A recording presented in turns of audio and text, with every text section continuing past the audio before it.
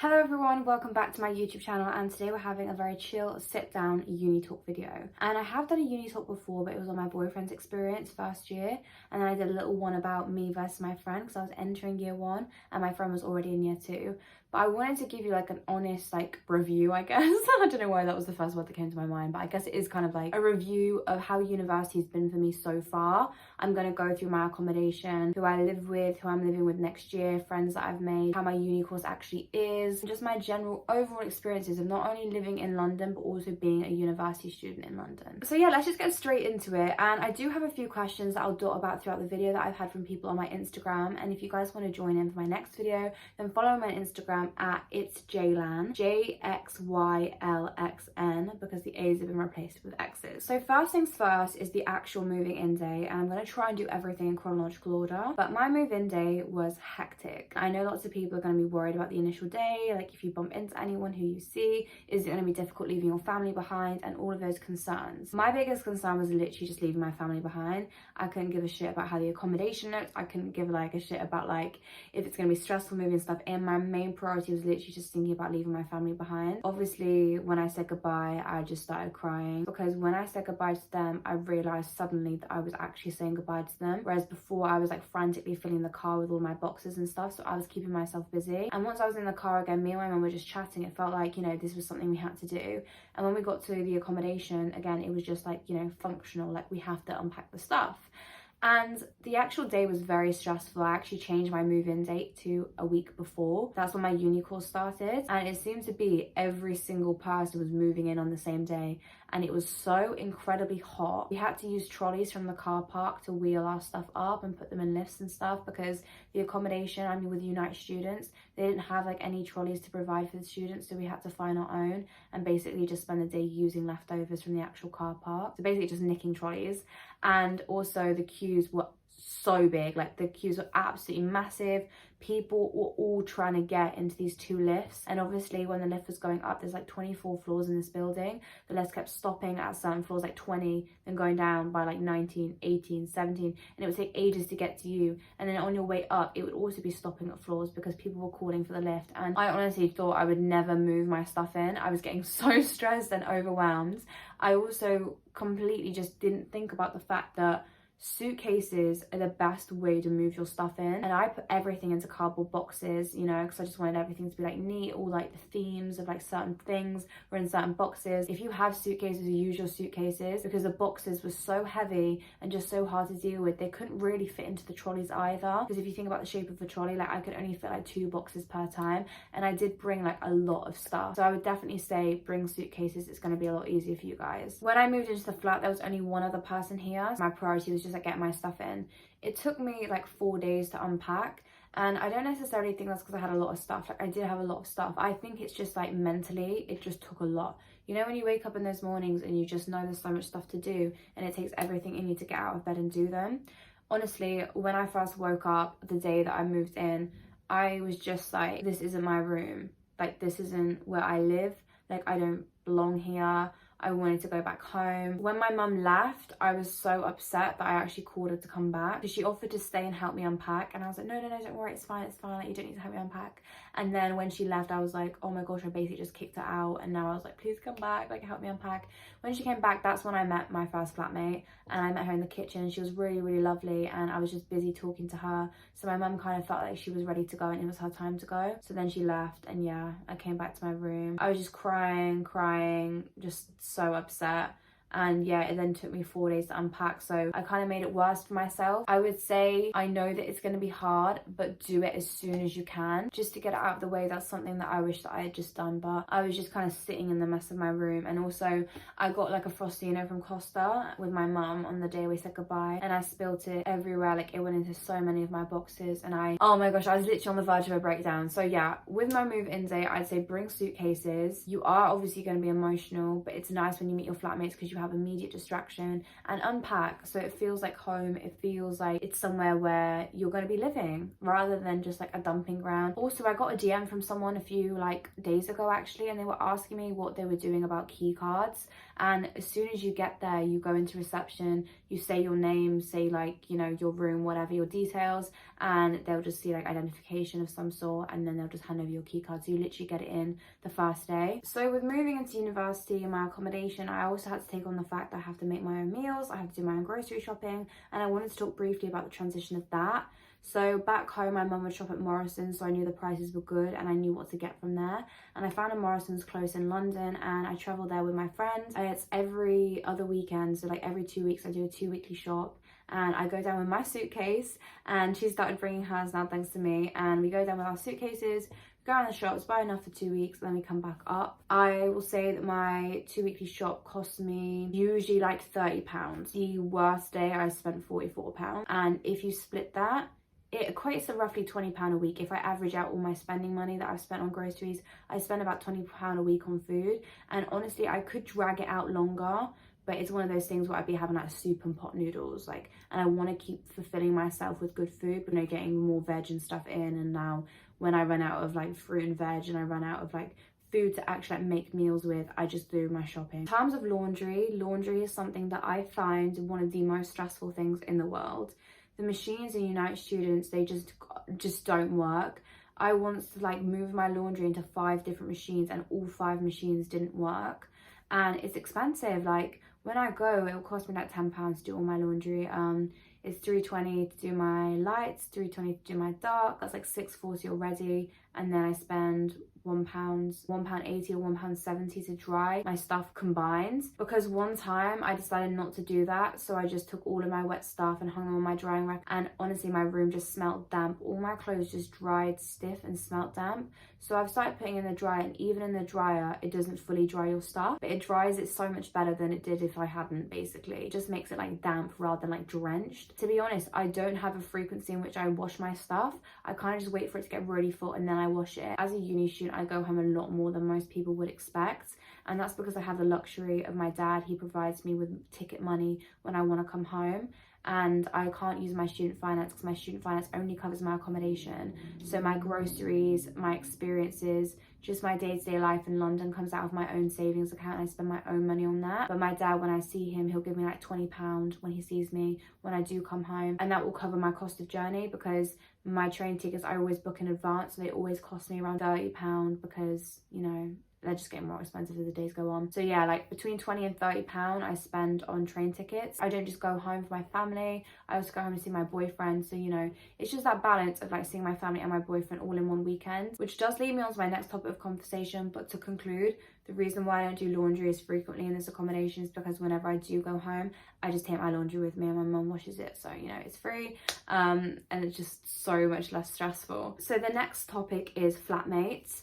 And I was so excited to move to student accommodation because I was really excited to have that uni life of being best friends with all of my flatmates. Do you know those theme parties that I kept seeing on TikTok, theme parties to do with your flatmates? And I was thinking, this is so exciting. And I was at a really rough patch last year. For people who follow me will know that I was like in a really like up and down phase in my life where I was like, do I go to uni? Do I not? Do I go to uni? Do I not? I realized that I had like little to no friends. Like I'd reached that point in my life that I'd never faced before, because I was always the person that had a lot of friends, and I had like lots of different people from different classes.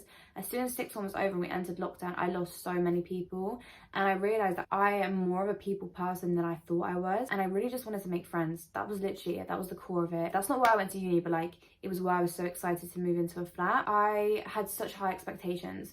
And I just want to say, not to not have high expectations, but that it's okay if it's not how you thought it would be. I've been very lucky in terms of my uni course. On my course, everyone is so social. I do a practical course, so I do screen acting. So that does mean that everyone's always interacting with each other.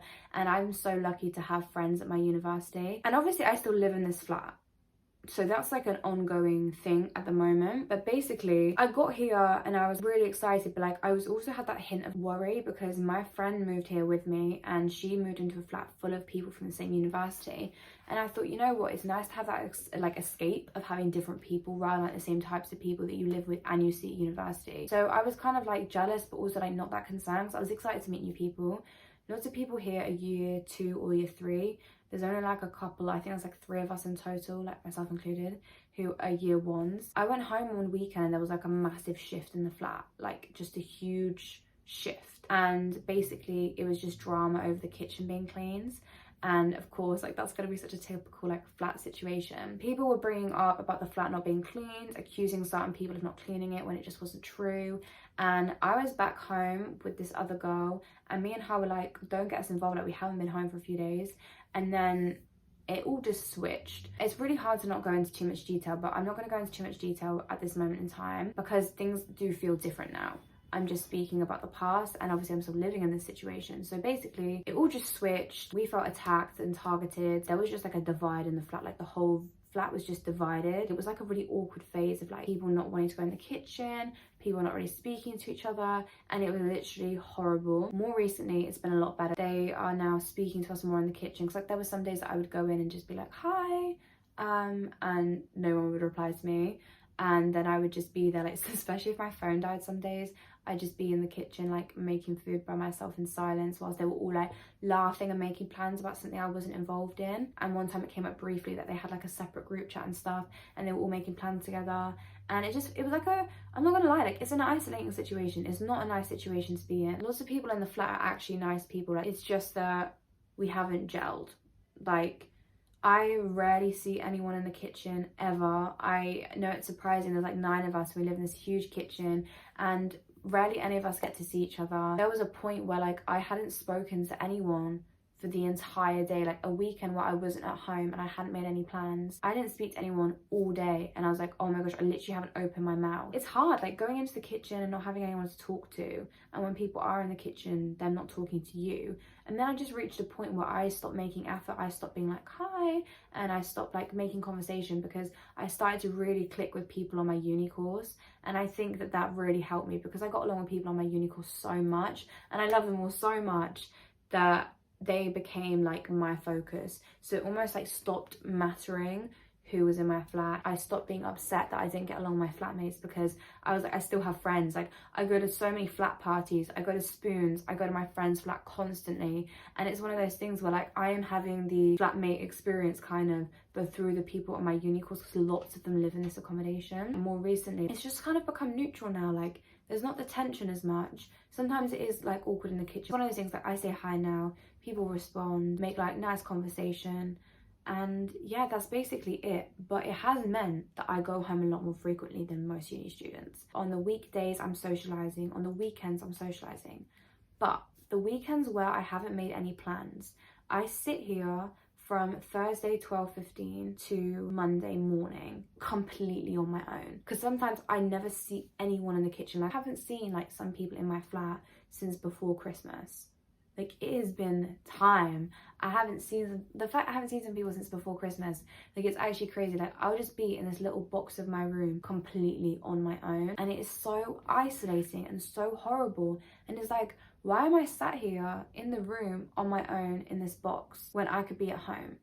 And sometimes I get very overwhelmed and very stressed out just seeing the same 4 walls. Because you know, when you're at home, you leave your room, you go to the kitchen, you speak to people, like even just being in people's company, like me sitting at home with my mum or sitting with my brothers and stuff, like we don't have to say anything. It's just nice to be in the company of someone. But being so isolated, just being sat in my box of a room, it's been really difficult. I just would rather be at home, and I don't think there's anything wrong with that, because I'm still getting the most out of uni. Like, if you guys have seen my uni student night vlogs, you know that I'm still mixing with people, I'm still having a great time. I feel like I've made friends with that I want to be with forever, and that's really amazing, and that's so important. I feel like I can be completely myself with them. I feel like I'm getting fulfilled at uni with them, and then at the weekends, if I haven't made plans with them because they're usually at work, or like, you know, I haven't made plans to go into London because it's so expensive, I would just go home. And you know, I know it might sound like strange to some people, but for example, I spent £55 over the weekend when I was in London, in total, £55. I go home for £28, and then I have all of my food made for me, I have my laundry done, and I get to be in like a nice environment. I do like doing those weekends out in London, and I do like seeing around London, but being in London is expensive.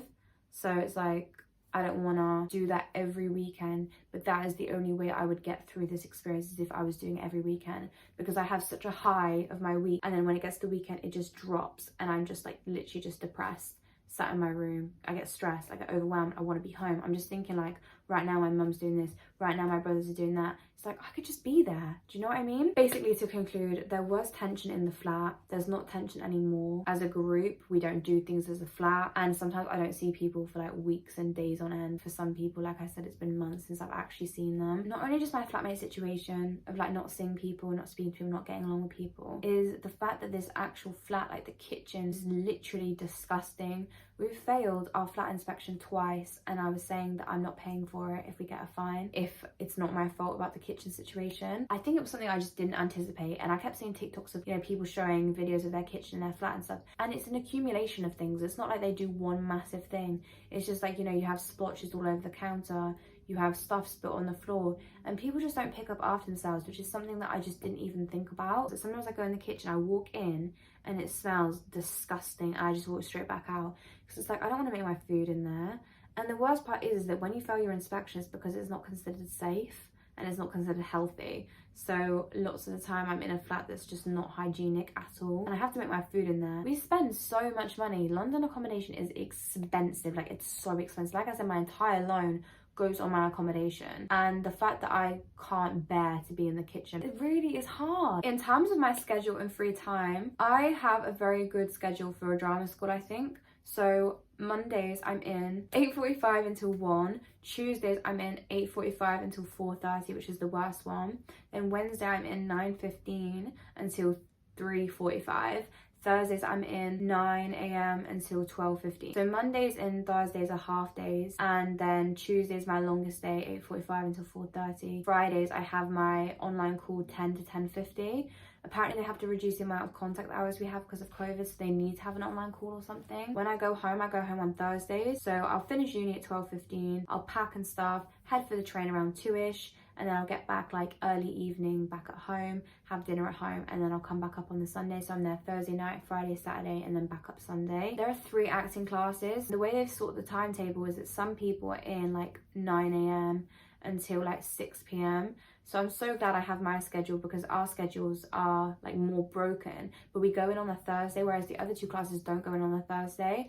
And some people like debate and they say that they prefer to have like, you know, Thursday and Friday off, but I like going in on Thursdays, to be honest, because I still feel like I have all of my day. Like right now it's a Thursday and I'm filming this YouTube video, and tonight I'm going to the theatre with my friends because we're watching our teacher perform, which is pretty cool. In terms of the workload as well, I don't actually have that much work to do, which I know sounds bad, but a lot of our stuff is in the moment. So for example, for live performances that we have on Thursdays, we'll do lots of rehearsal sessions then. We don't need to rehearse beyond that. We haven't done like a screen acting project, but we've done like screen acting, like cold reads and stuff. And then we've learned the script of an evening, and it's literally like a 3-minute dialogue that you learn and then you perform on screen the next day. All of the work that we get are very like short tasks that you can just do easily. So yeah, it's all very like, you know, got a monologue, not got a monologue, got a monologue, not got a monologue, and then massive like show that we have to do that's coming up. Obviously I'll have to learn my lines for that, but again, I pick up my lines quite easily, and every Thursday we'll have rehearsals. Every Thursday I'll be saying those lines whether they're on a script or not, and it'll be drilled into me. And like I said, our rehearsals are in the class, so we don't need to do anything beyond that. Okay, so now I'm going to answer some questions that I got on Instagram, and I apologize if I've answered some of them, but I kind of just wanted to go through like what I've been through in chronological order before I like answer questions. Otherwise I'd just be like going back and forth, and I wanted to make it as simple as possible for you all to listen to. Someone's asked, what's your timetable like? And I feel like I've kind of gone through it, but yeah, Mondays and Thursdays are half days, Tuesdays and Wednesdays are longer days, and then Fridays on an online call. And do you feel overworked at all? And I don't feel overworked, which I don't know if that's a good thing or a bad thing, but I feel like I've got the perfect balance of like, you know, come home of an evening, I read through my script, or like I write up some notes, because we take notes and stuff in class. Like they'll be like, get out your notepads, and then we'll start writing stuff down. I rewrite it onto my Mac because I like to have it in digital and pieces of paper. In general, I feel like we don't have a lot of like out of class work to do. Okay, next question. What classes do you have on your acting course? So we have styles, voice, movement, screen, audition text, scene study, improv and devising, and live performance.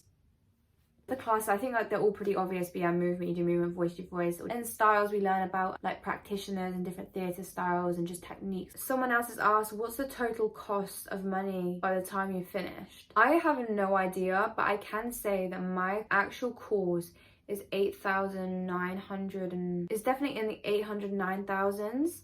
So that is for 3 years. So I guess you could do the maths for that. And then my actual accommodation cost me 1,470 times 6 and then plus 980. By the end of the year, I will have spent 9,800 on my accommodation because it is £245 a week. So in terms of like my actual accommodation and then paying for the course itself, that's like £20,000 that I'll be spending, and that's just for year 1. So I don't know if you mean by the time I finished in terms of my year or in terms of like, you know, university in general. But next year my accommodation is going to be cheaper. I didn't realise this because I booked this accommodation last minute, but I booked it last minute and it took me to floor 15, and apparently the higher up you are, the more expensive it costs. So next year I'm going to be on floor 10 with my friends, and that's cut the cost by £20 a week. It's going to be 1,374 in 6 installments, and my final one's going to be 916. So yeah, expensive. Okay, next question is biggest piece of advice for freshers. I'd say the biggest piece of advice I have for freshers, and I know it's like so cliche and so cringe, but like genuinely like make the most of it. At the start, I think I was so intimidated by the idea of freshers that I didn't actually book myself for anything freshers. I was just so busy like settling in and stuff into uni. I didn't even want to think about it, and I thought, oh my god, I need to take advantage of freshers because like this is the first time like I'm gonna be like fresh and like a freshers type thing. But I was completely on my own. Like obviously I hadn't met my flatmates like really early on, like, and I hadn't like, quickly bonded with them or anything. Like I rarely saw them at the start, so I couldn't go to the flat parties with my flatmates because I didn't know them, and I had like no one else to go with. Obviously I went up with someone else that I do know, but then she's not really like the type of person to like go to parties and stuff. It kind of just went by. Ask someone in your flat. Like I feel like even though I didn't see them a lot, there's this girl right now, and we spoke in the kitchen a few days ago, and we were talking about how we feel the exact same about the flat, about the situation. We were literally like bonding about it for ages, and it's a bit like I should have targeted her and asked her like early on if we could go and do freshers things and stuff like that together, but it was just like a lack of confidence. So I think once I got to know people at my university, I was happy to go to spoons and stuff with them because I knew them, but you know, do things and know people later, if that makes sense. I guess it's like do things and ask questions later type thing. Like rather than overthinking it and thinking like, should I ask this flatmate, should I not, whatever. Ask a flatmate. If they aren't that type of person, then you know now, and ask a different flatmate, and you know, just mix. And then if like no one in your flat wants to go with you, or you don't feel comfortable enough asking, or you don't get along with them for whatever reason, then people on your course and do stuff with them. I remember I was in the lift with this girl who I'm close with now as well. I always go to her flat, but I remember she's like, oh, why don't you come to spoons with us tonight? And I was like, oh yeah, I will. And I just never went because I was like too embarrassed to ask her. I was too embarrassed to message her and say like, what time are you going? Or like, where are you meeting? And I was like, oh, she does this all the time, and I'm not as close with all the people she's going with as she is. But it's because she took the like first step of going to spoons with all these people. That's how she became close with them. So I felt like I reached a point late September where I was almost playing catch up, and I was almost trying to like, you know, become close with these people, and now I'm like all caught up, so to speak.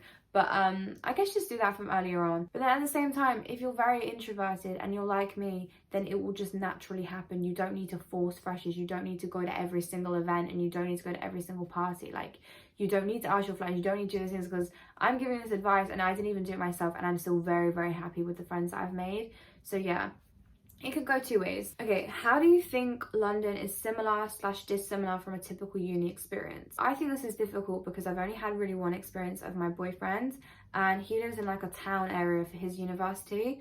And I would say that the massive difference is how much you can do in London. I feel like my friend was saying she went to her friend's place in Manchester, and she said the only thing that they could do in Manchester was like nightlife and going to clubs and going to parties and stuff. I feel like London's more about experiences. When my boyfriend came up for our anniversary, we did like 5 different things around London all in one weekend, and it was amazing, and we did so much and experienced so much. But if I go to his in Cheltenham, like I just mix with his flatmates / housemates / just friends now, or like we just go into town and look around town, like maybe go to the cinema. I feel like it's way more chill, like going to his uni and experiencing his life than London. Like everything in London is so much bigger. the opportunities are so much broader, like how much you can do. I know it sounds stupid, but like me and my friend went to Buckingham Palace last weekend, and I was just a bit like, I could just go to Buckingham Palace. Like back home, that would have to be like a whole weekend of planning, but we just got on the train and, you know, went to Buckingham Palace. And same when my boyfriend came up for the weekend, like we just did things in London that we just wanted to do because we could just get on a tube and do it. Okay, what do I miss the most about living at home besides my family slash boyfriend? The kitchen. Not even just the kitchen, actually. The space at home, like my room is so much bigger than this. I feel quite claustrophobic in this room, and I know a lot of people might think like, oh, that's so spoiled, like, you know, not appreciating this room because it's small and your room is bigger and stuff.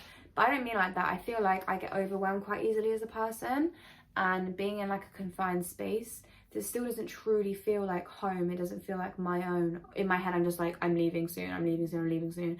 And also the kitchen being an absolute state, it's hard to come back to this place and be like, oh, I'm home, like I'm so happy to be back, because it doesn't feel that way. Like honestly, it just doesn't. So I think that I just miss being in my home, being in my room where my stuff is.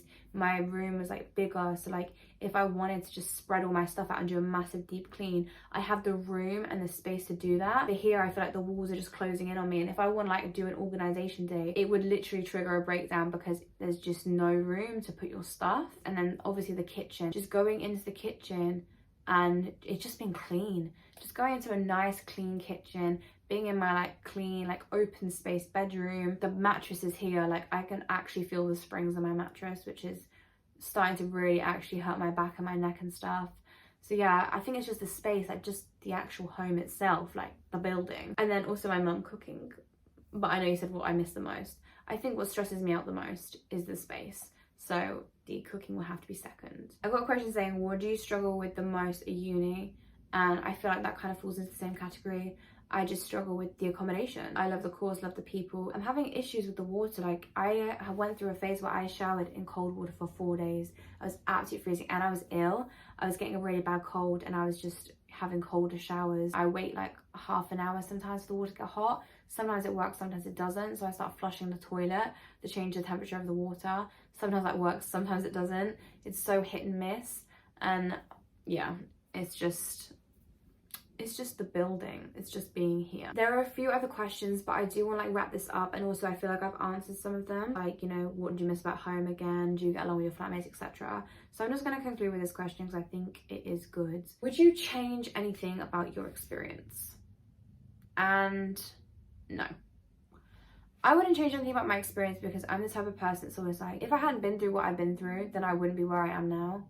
And that is something that I always stand by. Things that I want to do going forward is simply make myself like better meals. I make myself like stir fries and pasta and like pie and peas and sausages and stuff, you know, a spaghetti bolognese, a chili. Like I want to make myself stuff that's not just carbs, because I'm really struggling with just like eating so many carbs, like, you know, jacket potatoes and stuff. So going forward, I want to make myself better meals. This other girl in the flat with me, we're gonna do more stuff together. Like we said that we're gonna make this a better experience for both of us, because obviously my most difficult thing is living in this accommodation. So we've both said that we need to plan stuff to do together, see each other's rooms as well, because we were talking about how it's so weird how we haven't seen each other's rooms, and just make more of an effort there. I think that's going to really help how I feel living here, and I feel like I'm going to feel more at home, not get stressed out with the laundry, and spend more time with the flatmates that are in the same position as me, because a few of us are, and we just haven't made enough of an effort to do stuff together as a group. So yeah. Oh, did you hear that? I have answered all of my questions that I've had, and I've given you guys a massive catch up. I would do a conclusion, but knowing me, I'm just going to say the same thing over and over again. So I do just want to say thank you guys so much for watching, especially if you've stuck to the end. I have no idea how long this video is going to be, and I really apologize in advance. But I do feel like everything I've said is useful and split into categories, so I'll do like little time stamps below in the comments and stuff if you guys want to just skip to certain parts. So thank you guys so much for watching, and I'll see you all in my next video.